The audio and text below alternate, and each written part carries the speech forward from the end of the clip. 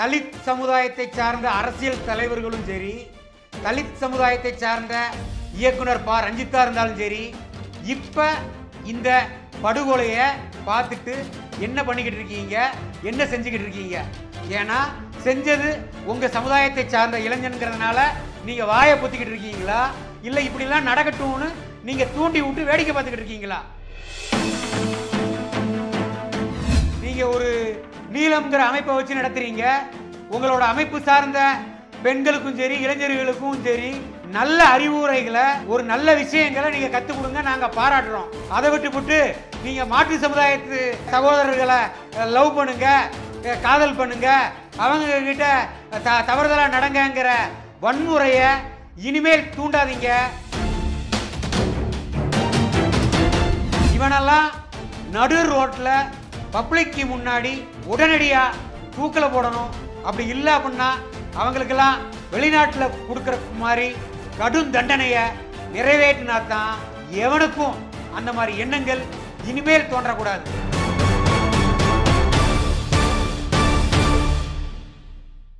திருநெல்வேலியில காதலிக்க மறுத்த ஒரு பெண்ணை கத்தியால ஒரு இளைஞன் குத்தி கொன்னிருக்காரு. இந்த சம்பவத்தை நீங்க எப்படி பாக்குறீங்க? எங்களோட நாடார் சமுதாயத்தை சார்ந்த மெர்சி என்ற இளம்பெண் திருநெல்வேலி மாவட்டத்தை சார்ந்த வள்ளியூரில் ஒரு துணிக்கடையில் ஒரு சாதாரண குடும்பத்தில் பிறந்து தாயில்லாத பெண்ணாக வளர்ந்து அக்கடையில் வேலை பார்த்து வந்து வருகிறார்கள்.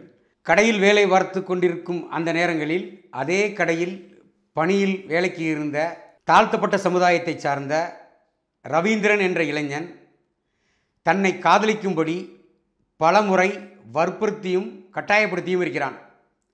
அவனுடைய காதலை ஏற்காத இந்த பெண்ணை திட்டமிட்டு அதே கடைக்கு முன்பாக அவளை வரச் சொல்லி மாலை பொழுதில் அவளது கழுத்தில் கத்தியை வைத்து பலமுறை குத்தி படுகொலை செய்துள்ளான். இந்த செயலை எங்களது நாடார் மக்கள் சக்தி சார்பாக வன்மையாக இந்த நேரத்தில் கண்டிக்கிறோம். இதுபோன்ற ஒரு கொடிய செயல் இனிமேல் எந்த ஒரு பெண்ணிற்கும் தமிழகத்தில் நடைபெறக்கூடாது என்பதையும் இந்த நேரத்தில் நான் கூறிக்கொள்ள விரும்புகிறேன். எங்களது நாடார் சமுதாய பெண் இப்பேற்பட்ட ஒரு படுகொலை நிகழ்ந்த பின்பும் கூட தமிழகத்தில் உள்ள ஒட்டுமொத்த அரசியல் தலைவர்கள் யாரும் இதுவரை ஒரு கண்டன குரலையோ இல்லை ஒரு துண்டு அறிக்கையை கூட இதுவரை யாரும் கொடுப்பதற்கு முன்வரவில்லை. ஒட்டுமொத்த அரசியல் தலைவர்கள் அனைவரையுமே இந்த நேரத்தில் நாங்கள் வன்மையாக கண்டிக்கிறோம்.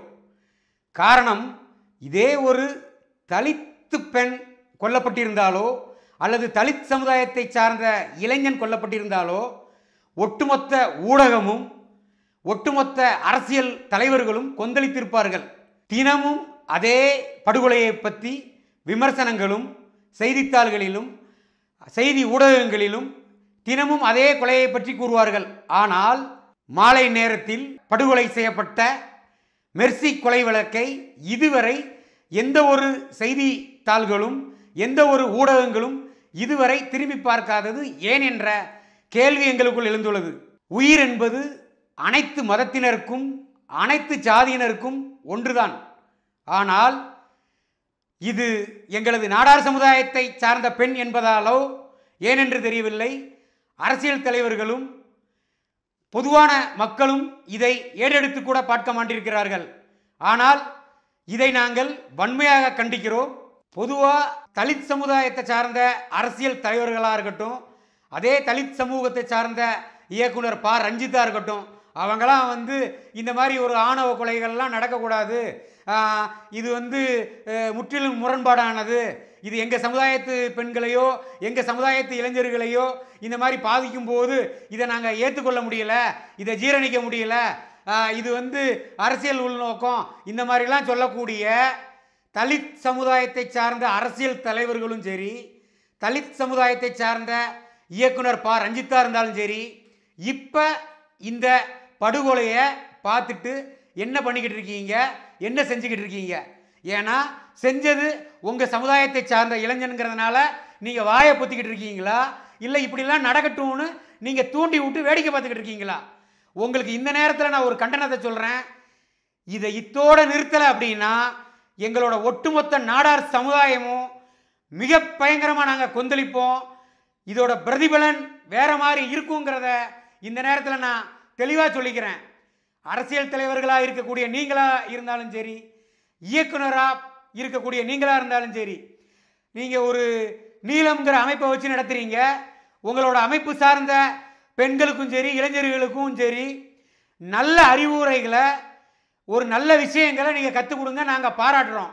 அதை விட்டுவிட்டு நீங்கள் மாற்று சமுதாயத்து சகோதரர்களை லவ் பண்ணுங்க, காதல் பண்ணுங்க, அவங்க கிட்ட தவறுதலாக நடங்கிற வன்முறையை இனிமேல் தூண்டாதீங்க. ஊர்ல யாரோ ஒருத்தர் செஞ்ச குற்றத்துக்கு இயக்குனர் ரஞ்சித் எப்படிங்க பொறுப்பாவாரு? இல்லைங்க, பொதுவாக அனைவருமே, அனைத்து சாதியினருமே சகோதரத்துவத்தோடு தான் பழகணும், பழகிக்கிட்டு இருக்கணும். அப்படிங்கிறது தான் எங்களோட நாடார் சமுதாயத்தை பொறுத்த மட்டும் ஒரு குறிக்கோளாக வச்சு நாங்கள் வாழ்ந்துக்கிட்டு இருக்கிறோம். இப்போ இந்த படுகொலை சம்பவத்தையே பொதுவாக எடுத்துக்கிட்டா, அந்த பெண் தன்னை எனக்கு அந்த காதலில் விருப்பம் இல்லை அப்படிங்கிறத தான் அவளோட வாதமாக அவள் சொல்லியிருக்கிறா. அப்போ காதல் வேண்டாம் அப்படின்னு அந்த பெண் சொல்லும்போது அவன் என்ன பண்ணியிருக்கணும்? காதல் வேண்டான்னு அதை விட்டுட்டு வேறு வேலையை பார்த்துருக்கணும். அப்படி இல்லை அப்படின்னா அவனோட உயிரை மாய்ச்சிருந்தா கூட ஒன்றும் பிரச்சனை இல்லையே. அந்த பெண்ணோட உயிரை எடுக்கிறதுக்கு அவன் யார்? அவனுக்கு யார் இந்த அதிகாரத்தை கொடுத்தது? ரஞ்சித்தா இருக்கட்டும், இல்லை தலித் சமுதாயத்தை சார்ந்த அரசியல் கட்சி தலைவர்களாக இருக்கட்டும், அவங்களோட சமுதாயத்தை சார்ந்த இளைஞர்களுக்கு வன்முறையை தூண்டும் விதமான அறிவுரைகளை தொடர்ந்து அவர்கள் வலியுறுத்தி வருகிறார்கள். அதை நாங்கள் சமூக வலைதளங்களிலும் சரி, பொதுவாக வாட்ஸ்அப்பு, ஃபேஸ்புக்கு அந்த மாதிரி இதிலெல்லாம் வந்து அவங்க பேசக்கூடிய வீடியோவும் சரி, ஆடியோவும் சரி, அவங்களோட பதிவுகளை தொடர்ச்சியாக நாங்கள் பார்த்துக்கிட்டு வரோம். அதற்கு எங்களோட பல்வேறு நாடார் அமைப்புகள் அப்பப்போ கண்டன குரல்களை பதிவு செஞ்சுக்கிட்டு வரோம். இது குறிப்பாக தென் தமிழகத்தில் பல்வேறு ஜாதிய வன்முறையை தூண்டுற மாதிரி இருக்குது. பல முறை நாங்கள் சொல்கிறோம், தமிழக அரசு இதற்கு உடனடியாக தீர்வு காண வேண்டும். குறிப்பிட்ட சமுதாயத்தை சார்ந்த தலைவர்களை கட்டாயமாக தண்டிக்கப்பட வேண்டும் அப்படிங்கிறதும் நான் அந்த நேரத்தில் கூறிக்கொள்கிறேங்க.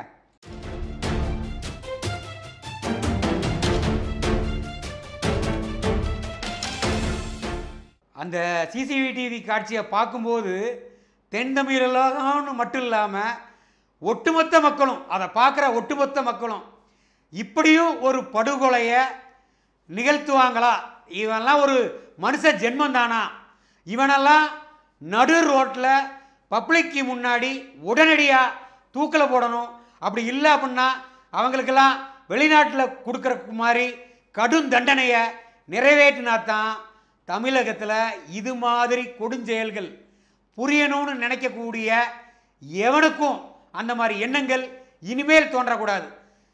இந்த ரவீந்திரன் அப்படிங்கிற இந்த படுகொலையை செஞ்ச இளைஞனுக்கு கொடுக்கக்கூடிய தண்டனை மாபெரும் உச்சக்கட்ட தண்டனையா தமிழகத்தில் தமிழக அரசு வழங்கணும், வழங்கப்பட வேண்டும் அப்படிங்கிறது ஒட்டுமொத்த நாடார் சமுதாய மக்கள் மட்டுமல்ல, ஒட்டுமொத்த தமிழ் சமுதாய மக்களோட கோரிக்கை என்பதை இந்த நேரத்தில் நான் தெளிவாக கூறிக்கொள்கிறேன்.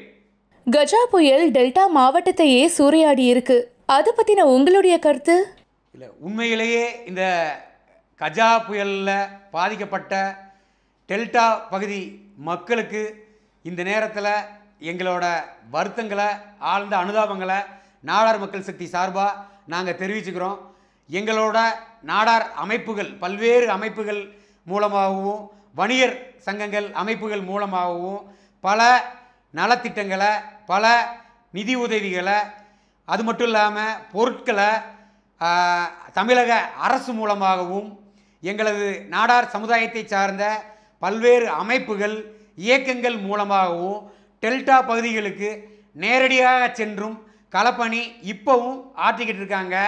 அதுக்கு உண்டான நிதி உதவிகளையும் தமிழக முதல்வரை சந்தித்து எங்களது சமுதாயத்தை சார்ந்த அனைத்து பெரியவர்களும் கொடுத்து கொண்டு தான் இருக்கிறார்கள்.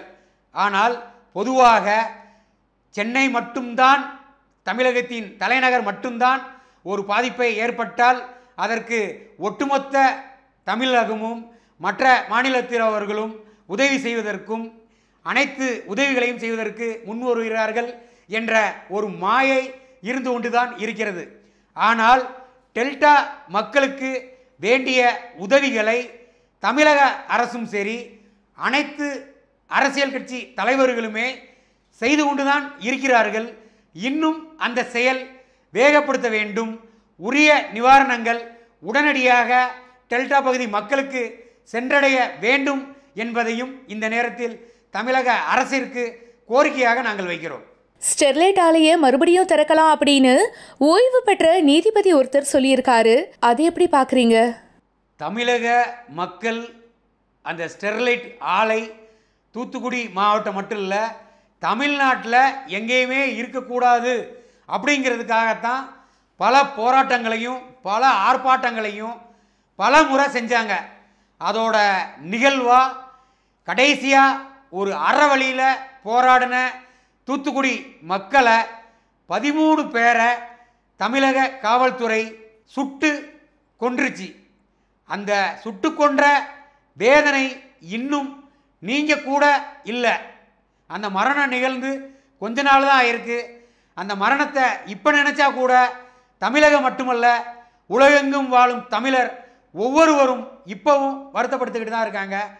இப்பேற்பட்ட சூழலில் தமிழக அரசு இந்த ஸ்டெர்லைட் ஆலை தமிழகத்திற்கு வேண்டாம் என உத்தரவிட்டு மூடியது தமிழக மக்கள் வரவேற்றோம்.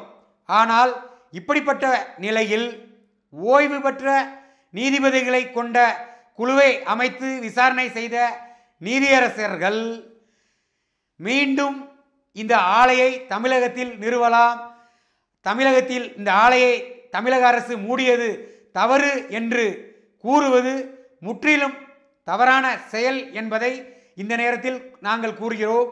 எங்களது நாடார் சமுதாயத்தின் உண்மை வரலாறை மறைக்கும் விதமாக 9ஆம் வகுப்பு CBSE வரலாற்று பாடப்புத்தகத்தில் நாடார் சமுதாயத்தின் வரலாறை மாற்றி வேறு விதமாக பதிவிட்டு வந்துள்ளது. வரலாற்று பதிவினை நீக்கி உண்மை வரலாற்றை கொண்டு வர வேண்டும் என்று ஒட்டுமொத்த நாடார் சமுதாயத்தின் சார்பாக பல போராட்டங்களையும் பல ஆர்ப்பாட்டங்களையும் தொடர்ந்து நாங்கள் நடத்தி வருகிறோம். இதே வரலாற்று பதிவினை நீக்க வேண்டி பல அரசியல் கட்சி தலைவர்களும் தொடர்ந்து வலியுறுத்தி அறிக்கைகள் வெளியிட்டு வந்து கொண்டு இருக்கிறார்கள். அப்படி இருந்தும் மத்திய அரசு இதுவரை செவிசாய்க்கவில்லை. இது சம்பந்தமாக உயர்நீதிமன்றத்தில் எங்களது நாடார் சமுதாயத்தின் சார்பாக நாடார் சமுதாயத்தை பற்றிய தவறான வரலாற்று பதிவை நீக்க வேண்டி வழக்கு தொடர்ந்துள்ளோம். அவ்வழக்கில் உயர்நீதிமன்றம் உண்மையான வரலாற்று பதிவை 9ஆம் வகுப்பு CBSE வரலாற்று பாடத்தில் பதிவிட வேண்டும் என்பதை, பொய்யான வரலாற்று பிழையை உடனடியாக மாற்ற வேண்டும் என்றும் உத்தரவிட்டுள்ளது.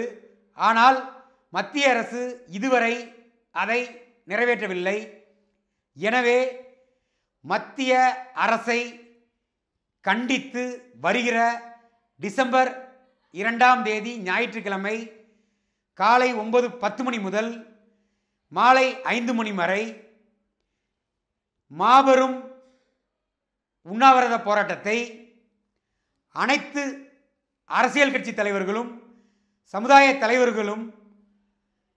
தலைவர்களும் கலந்து கொள்ளும் விதமாக எங்களது நாடார் சமுதாயத்தின் தொழிலதிபர் VGP சந்தோஷம் ஐயா அவர்களும், முன்னாள் காங்கிரஸ் கமிட்டி தலைவர் ஐயா குமரியானந்தன் அவர்களும், தலைவர் சின்னமணி நாடார் அவர்களும் தொடங்கி வைக்க இருக்கிறார்கள். உண்ணாவிரத போராட்டத்தை பாட்டாளி மக்கள் கட்சியின் நிறுவன தலைவர் டாக்டர் ராமதாஸ் ஐயா அவர்கள் முடித்து வைக்க இருக்கிறார்கள். மாபெரும் உண்ணாவிரத போராட்டத்திற்கு தமிழக துணை முதல்வர் O பன்னீர்செல்வம் அவர்கள், கேரள முதல்வர் மாண்புமிகு பினராயி விஜயன் அவர்கள், பாண்டிச்சேரி முதலமைச்சர் மாண்புமிகு நாராயணசுவாமி அவர்கள், தமிழகத்தின் எதிர்க்கட்சி தலைவர் மாண்புமிகு தளபதி MK ஸ்டாலின் அவர்கள் மற்றும் ஏனைய அனைத்து அரசியல் கட்சி தலைவர்களும் பங்கு பெறும் மாபெரும் உண்ணாவிரத போராட்டம் வெற்றி பெற வேண்டும். மத்திய அரசு உடனடியாக இவ்வரலாற்று பாடப்பதிவினை உடனடியாக நீக்க வேண்டும் என்பதையும் இந்த நேரத்தில் நாங்கள் கூறிக்கொள்கிறோம்.